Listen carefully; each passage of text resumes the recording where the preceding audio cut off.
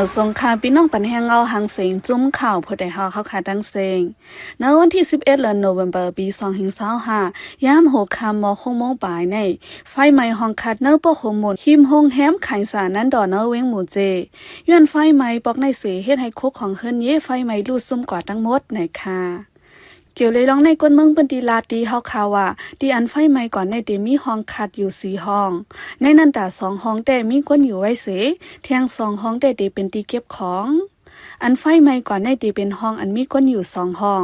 ไล่หันโซลาแตกไว้เล่ก้นเมืองเป็นดีเขาได้ล้ำคาดไว้ว่าเดเป็นย้อนโซลาแตกเสเฮ็ดให้ไฟไหม้ห้องกว่าในค่ะมือพ้องไฟไหม้นั่นย้อนมีก้นอยู่เศร้าไว้ในมันแหละลองก้นลู่ตายมาเจ็บได้มี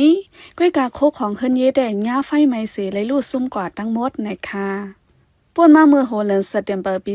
2025นั่นก็เนื้อปกโฮมนเว้งหมู่เจในที่ห้องแถวภูมิจันทร์เขาอยู่เศร้าอันมีดีในลุ่มเก็บของอันอยู่ใต้ซึกมานนั่นก็ไฟเลยไหม้กว่า6ห้อง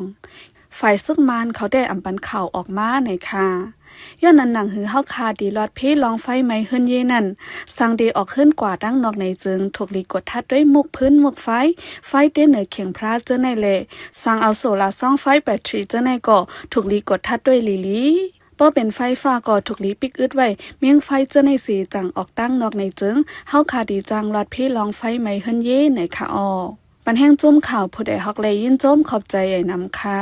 ย้อนสู้ปันเฮอพี่น้องเฮาอยู่ลีกัดแย้นลอดเพเขียนกลองเสกามข้าเฮานั่งหมูเสือหึ่งค่ะออเหมือทรงค่ะ